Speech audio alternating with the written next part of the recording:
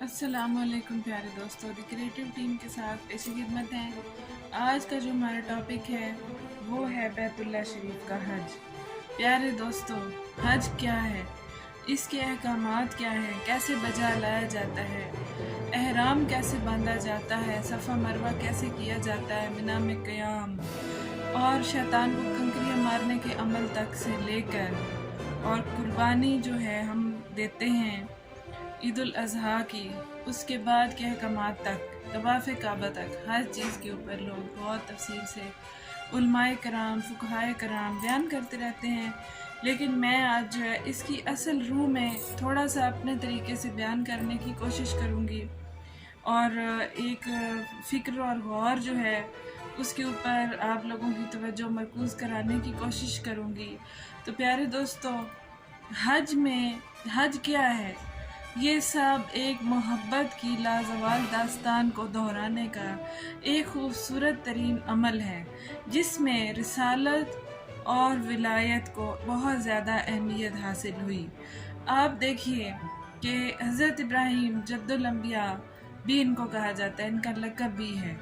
जब उनके बेटे हज़रत इस्माईल अलैहिस्सलाम को प्यास लगती है, देखा जाए तो ये एक बच्चे और एक माँ की कहानी को दोहराने का तो सारा अमल है, जिसको उम्रा भी कहा जाता है और हज भी।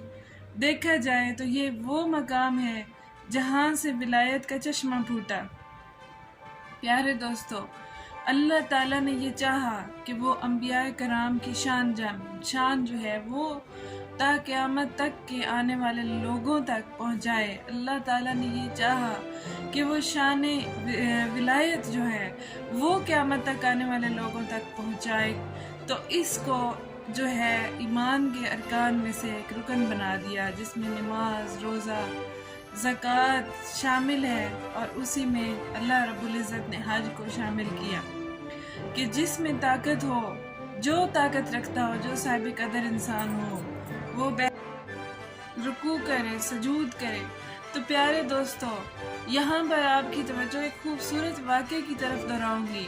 आप चंद लम्हों के लिए अपने गौर और फ़िक्र के घोड़ों को दौड़ाइए और अपने मार्फत के रूहानी सफ़र पर तशरीफ़ ले जाइए और अपनी आंखें चंद लम्हों के लिए बंद करके अपनी रूह को सैर कराइए उस जगह की, उस पहाड़ की जिसको सफ़ा कहा जाता है, जिसको मरवा कहा जाता है, जिसकी निशानी आज भी बाकी है, लेकिन हज और उम्रा करने वालों के लिए उसको बहुत आसान कर दिया गया है। आप एक चंद लम्हे के लिए अपनी आंखें बंद करके तारीख़ की औराक को दोहराते हुए उस मकाम तक पहुंच जाइए जिस मकाम को बैतुल्लाह यानी अल्लाह का घर कहा जाता है। वहाँ पर एक बच्चा है और एक औरत है, बेआबो गया, चारों तरफ से पहाड़ ही पहाड़ हैं, पानी का एक कतरा तक मौजूद नहीं। हज़रत इब्राहीम अलैहिस्सलाम का अपनी बीवी को इस तरह से छोड़ के चले जाना उस पहाड़ के ऊपर, हज़रत बीबी हाजरा को एक बच्चे के साथ, क्या ये रब का हुक्म किस तरफ निशानदेही करता है, किस वाक़े की तरफ निशानदेही करता है। अल्लाह ताला ने उनको दूर कर दिया अपने बेटे से और अपनी बीवी से। इस वाक़े को भी सब जानते हैं। और बच्चा जो है वो प्यास से बिलख रहा है। हज़रत हाजरा बच्चे को लिटाती हैं और बेआबो गया जो है पहाड़ ही पहाड़, चारों तरफ पथरीली चट्टानें हैं और आप इतना दूर चल के जाती हैं। अल्लाह ताला सबको हज और उम्रा की ज़ियारत तौफ़ीक़ अता फ़रमाए। तो आप जाकर देखें कि सफ़ा और मरवा का जो चक्कर है वो काफ़ी लंबा है, इतना छोटा नहीं है। जहाँ पर हज़रत हाजरा ने अपने बेटे हज़रत इस्माईल अलैहिस्सलाम को लिटा कर भागी, जिसको दूर से देखें, जिसको साइंस कहती है सराब, यानी कि धोखा, नज़र का धोखा। जब दूर पानी जो है इस पर पहाड़ पर सूरज की रोशनी पड़ती है तो ऐसे लगता है कि वहाँ पानी है, जबकि हज़रत हाजरा को ये मालूम है कि पानी नहीं है, लेकिन देखती हैं तो देखने में लगता है कि वहाँ पानी है। चक्कर लगाती हैं, वापस आती हैं, बच्चे का ख्याल आता है, वापस दौड़ाती हैं और इसी में इन्होंने 7 चक्कर मुकम्मल कर लिए, यहाँ तक कि बच्चे के एड़ियाँ रगड़ने से चश्मे ज़मज़म जारी हुआ, जिससे दुनिया आज भी सैराब होती है, जो मौजज़ा आज भी ज़िंदा और जावेद है, मौजूद है। یہ دیکھا جائے تو بیت اللہ میں صرف 2 بیبیوں کی یاد تازہ کرنے کے لیے جاتے ہیں، اور جب واپس آتے ہیں تو ہم حاجی بن جاتے ہیں۔ سبحان اللہ۔ دوسری کون ہے؟ جناب فاطمہ بنت اسد۔ جب حضرت ابو طالب علیہ السلام کے گھر ولادت ہونے لگتی ہے، پیارے دوستو آپ کی توجہ چاہوں گی، بہت زیادہ توجہ چاہوں گی، جب حضرت ابو طالب علیہ السلام کے گھر، ان کی زوجہ محترمہ کے گھر ولادت ہونے لگتی ہے تو کعبہ کی چابی کیونکہ آپ کے پاس موجود ہے، ابراہیم بھی حضرت حاجرہ کو نومولود بچے کے ساتھ چھوڑ کر چلے جاتے ہیں، کیونکہ اذن اللہ تھا، اللہ کا حکم تھا چلے جاؤ، تو وہ چلے گئے، اور اس کے بدلے میں رب نے ان کو کتنی شان نوازی۔ اس صفا مروہ کے بغیر حج نہیں ہوتا، عمرہ نہیں ہوتا۔ جو بی بی حاجرہ نے چکر کاٹے، یہ چکر ہی حج بن گئے، یہ چکر ہی عمرہ بن گئے۔ اللہ نے اپنی محبت کا صلہ کس طرح دیا، قیامت تک تمام مومنین و مومنات جو استعداد رکھتے ہیں وہاں جا کے چکر ہی تو لگاتے ہیں اور کیا کرتے ہیں۔ دوسری بی بی جو ہے، اللہ نے حضرت حاجرہ اور اسماعیل و ابراہیم کے ذریعے شان رسالت، رسولوں کی شان کو فضیلت بخشی، عظمت بخشی، درجے بخشے، مراتب بخشے۔ اور جناب فاطمہ بنت اسد کے گھر جب ولادت کا وقت آتا ہے تو چابی حضرت ابو طالب کے پاس ہے، کیونکہ چابی کعبہ کی بنی ہاشم کے پاس ہوا کرتی تھی۔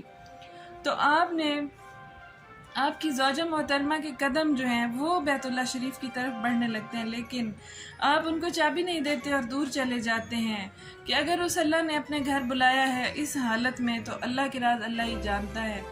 تو جب وہ دیوار کعبہ کے قریب پہنچتی ہیں، دیوار کعبہ شک ہوتی ہے، دیوار پھٹتی ہے، تمام اہل عرب موجود ہیں، کوئی دائیں دیکھتا ہے، کوئی بائیں دیکھتا ہے، کوئی ادھر نگاہ اٹھاتا ہے، کوئی ادھر اٹھاتا ہے، دروازے پر تالا ہے، لیکن دیوار میں شگاف آیا، اتنا بڑا شگاف آیا کہ حالت اس طرح کی حالت زہ میں، درد میں، تکلیف میں، بچے کی ولادت کے وقت کے قریب جناب فاطمہ بنت اسد کعبہ بیت اللہ جو کہ اس وقت بتوں سے بھرا ہوا تھا اس میں تشریف لے جاتی ہیں، اور دیوار کعبہ بند ہو جاتی ہے جس طرح وہ پھٹی تھی، اور آپ اس میں 3 دن اور 3 راتیں قیام کرتی ہیں، یہاں تک کہ جب رسول اللہ صلی اللہ علیہ وآلہ وسلم کو اپنے چچا سے پتہ چلتا ہے کہ وقت تھا ولادت کا، اور حضرت فاطمہ بنت اسد جو ہیں بیت اللہ میں گئی اور دیوار شک ہوئی اور سب نے ان کو اندر جاتے دیکھا اور دیوار کو جڑتے دیکھا،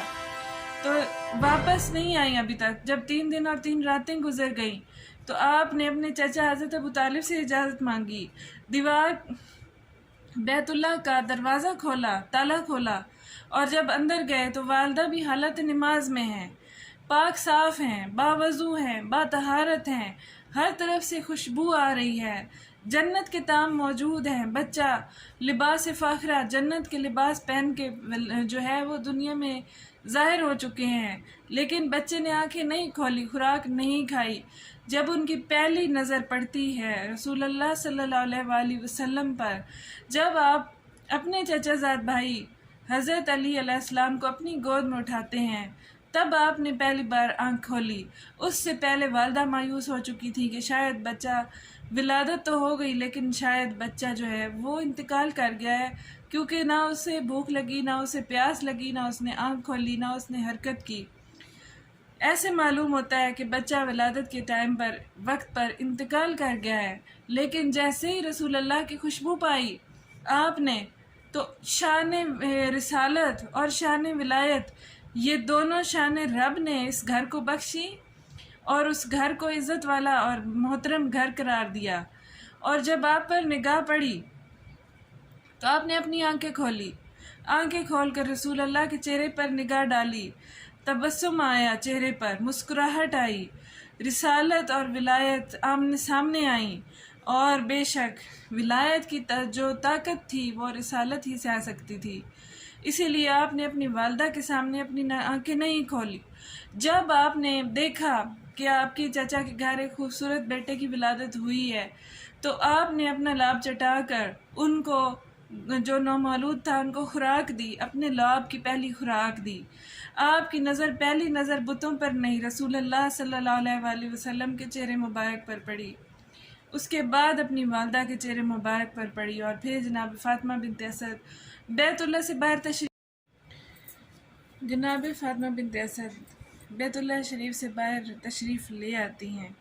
پیارے دوستو، یہ ان دو بیبیوں کی ہی یاد ہے جس کو حج کہا جاتا ہے، جناب ہاجرہ اور اسماعیل، جناب اسماعیل کی یاد، اور جس کو اللہ کا گھر کہا جاتا ہے، جناب فاطمہ بنت اسد اور مولا علی کرم اللہ وجہہ کی یاد، کہ اللہ نے، کیا اللہ صرف بیت اللہ میں موجود ہے؟